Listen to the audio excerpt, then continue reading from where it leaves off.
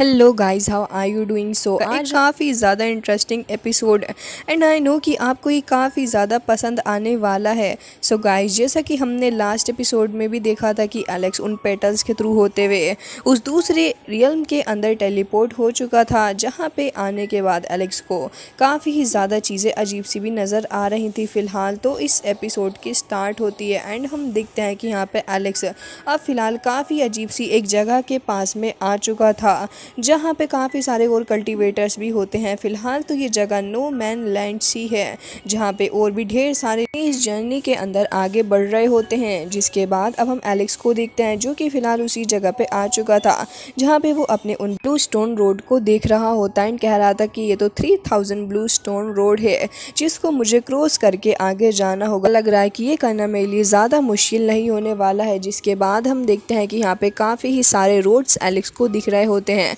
And जो road था अपने आप में काफ़ी ज़्यादा कॉम्प्लिकेटेड भी लग रहा था। बट एलेक्स को तभी अपने चाइल्डहुड की एक मेमोरी याद आती है, जहाँ पे उसने काफ़ी ज़्यादा पावर के साथ में इस जगह पे हिट किया था एंड तभी उसे उस जगह को क्रैक करने का एक फॉर्मूला भी दिखा था।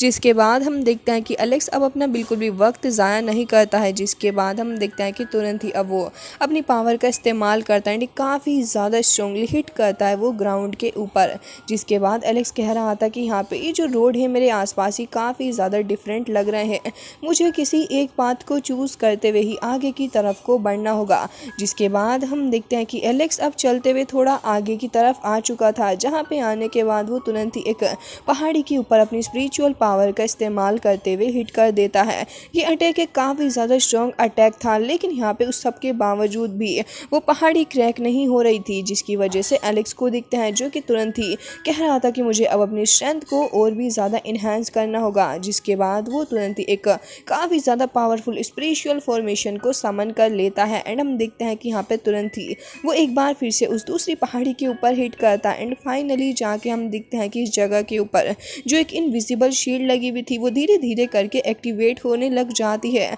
एंड जैसे ही वो शील्ड वहाँ पे ओपन होती है, हमें उस जगह का रास्ता दिखाया जाता है। एलेक्स बिल्कुल भी वक्त ज़ाया नहीं करता, बल्कि तुरंत ही उस फॉर्मेशन के अंदर को ही चला जाता है। अब ये सीन कट हो जाता है एंड हम देखते हैं कि उन्हें फ्लावर्स के अंदर से काफ़ी सारा स्पिरिचुअल ऑरा रिलीज़ हो रहा था। तभी यहाँ पे हम देखते हैं कि एक एल्डर मास्टर उन सभी को बता रहे थे कि डिसाइबल्स, मैंने आप सभी का यहाँ पे काफ़ी वक्त से इंतज़ार किया है एंड मैं उम्मीद करता हूँ कि आप सारे के सारे लोग अपनी जर्नी में ऐसे ही आगे बढ़ते रहें, बट मुझे नहीं लगता कि इतना ज़्यादा आसान होगा आपके लिए।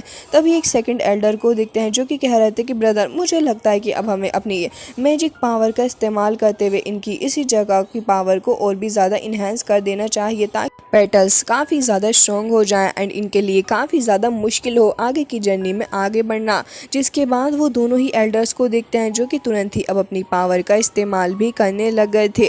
और इसी के साथ अब हमें एलेक्स के पेरेंट्स भी देखने को मिलते हैं काफ़ी वक्त बाद ही। फिलहाल तो हम देखते हैं कि वो दोनों ही जैसे अपनी पावर का इस्तेमाल करते हुए उस फ्लावर के ऊपर अटैक करते हैं। हमें देखने को मिलता है नो मैंस लैंड के अंदर भी निंग चुआन भी वहाँ पे मौजूद था, जहाँ पे एक बंदा उसके ऊपर अटैक कर रहा था। लेकिन तभी हम देखते हैं कि निंग चुआन यहाँ पे काफ़ी ज़्यादा स्ट्रांगली उसको डिफीट कर रहा होता है।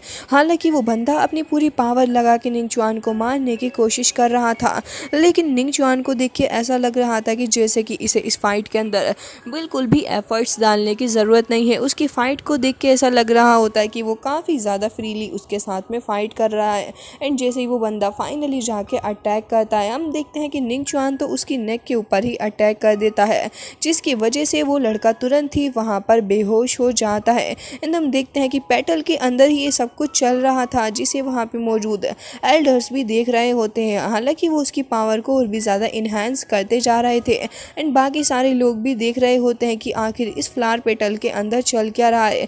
जिसके बाद हम और भी काफ़ी सारे वॉरियर्स को देखते हैं, जो कि फ़िलहाल आपस में ही ऐसे ही फाइट कर रहे थे, लेकिन लगातार फाइट करने के बावजूद भी काफ़ी सारे लोग एक दूसरे के ऊपर ऐसे ही भारी पड़ते जा रहे होते हैं, क्योंकि सभी को इस जर्नी के अंदर आगे बढ़ के उस ट्रीज़र को हासिल करना है। तभी हम देखते हैं कि यहाँ पे ऐसे ही आपस में फाइट करते करते ये सारे लोग एक दूसरे के ऊपर भारी पड़ रहे थे, जिसके बाद हम एक वॉरियर को देखते हैं जो कि फिलहाल अपने ओपोनेंट से फाइट करते हुए काफ़ी ज़्यादा इंजॉय कर रहा था। लेकिन तभी यहाँ पे एंट्री हो जाती है अपने दी ग्रेट दी चोंग की। फिलहाल तो हम देखते हैं कि दी चोंग अब पहले से भी काफ़ी ज़्यादा स्ट्रॉन्ग लग रहा था। वो तुरंत ही अपने हाथों का इस्तेमाल करते हुए क्लैपिंग करता है एंड एक काफ़ी ज़्यादा स्ट्रॉन्ग फॉर्मेशन अपीयर होती है। तभी हम देखते हैं कि निंग चुआन की स्पिरिचुअल बॉडी जो अब की पहले से बहुत ज़्यादा स्ट्रॉन्ग लग रही थी देखने में, एंड उसे देख के ऐसा लग रहा है कि एलेक्स से मार खाने के बाद वो और भी ज़्यादा स्ट्रॉन्ग होके आया है इस बार। हालांकि एक बंदा भी उसके सामने बैठा हुआ था जो कि काफ़ी ज़्यादा चिल होके देख रहा होता है निंग चुआन को ही, और उसके साथ साथ उन फ्लावर्स की पेटल्स को भी देखते हैं जिनके ऊपर लिखा हुआ आ रहा था। हालांकि हम देखते हैं कि यहाँ पे काफ़ी सारी स्ट्रॉन्ग रूट्स भी हमें देखने को मिलती हैं एंड इन रूट के ऊपर एक बंदा और भी मौजूद होता है जो कि फ़िलहाल देखने में एक नया पर्सन ही लग रहा था एंड नया कैरेक्टर नज़र आ रहा होता है। जिसके बाद फाइनली हमें उस बंदे का फेस दिखाया जाता है जो कि देखने में काफ़ी ज़्यादा हैंडसम लग रहा था। हालांकि इससे ज़्यादा हमें उसके बारे में कुछ नहीं दिखाया जाता। तभी हम एक दूसरे फ्लावर को भी देखते हैं जिसके पेटल के अंदर अपनी किंगी होती है एंड उसके साथ साथ एलेक्स की दूसरी वाइफ भी।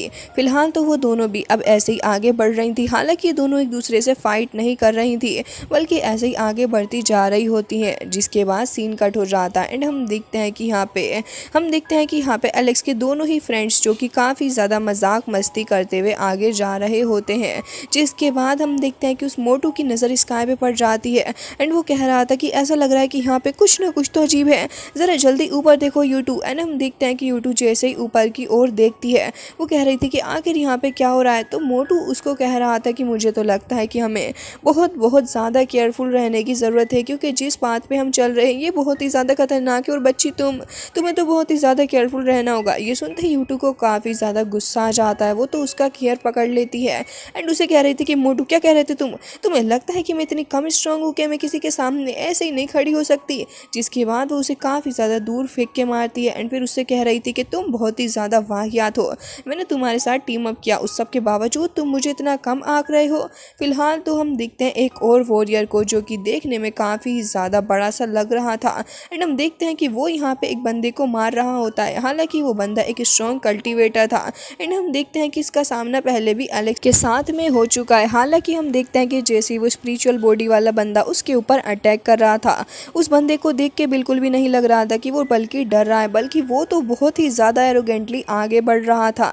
एंड हम देखते हैं कि वो आगे बढ़ते हुए उसके ऊपर अटैक कर देता है एंड उसकी स्पिरिचुअल बॉडी के अंदर से ही होते हुए निकल चुका था, जिसकी वजह से हम देखते हैं कि वो स्पिरिचुअल बॉडी पूरे तरीके से ही तबाह हो चुकी थी और फिर उसी पॉइंट पे आके वो ज़मीन पे आके गिर जाती है। उसके बाद हम देखते हैं कि बाकी सारे लोग उसकी तारीफ़ करने लग गए थे एंड कह रहे थे कि ये तो बहुत ही ज़्यादा पावरफुल है एंड ये बंदा वाकई में डिज़र्व करता है इमॉर्टल लॉर्ड का सक्सेसर बनना। जिसके बाद हमें एक और फ्लावर दिखाया जाता है जहाँ पे हम देखते हैं लॉर्ड ऑफ बोन यानी कि अपने एलेक्स को। फिलहाल तो उसके पेरेंट्स भी वहीं पे मौजूद थे एंड उसकी मदर को न जाने क्यों ऐसी फीलिंग आ रही होती है कि कहीं ना कहीं एलेक्स भी यहाँ पे मौजूद है। हालांकि वो कह रही होती है कि अगर एलेक्स यहाँ पे होता आज तो बहुत ही ज़्यादा खुश होता, मुझे उम्मीद है कि मेरा बेटा जहाँ भी होगा वो बहुत ज़्यादा खुश होगा एंड उम्मीद है कि वो जिंदा भी होगा। जिसके बाद वो बहुत ही ज़्यादा उदास भी हो चुकी थी।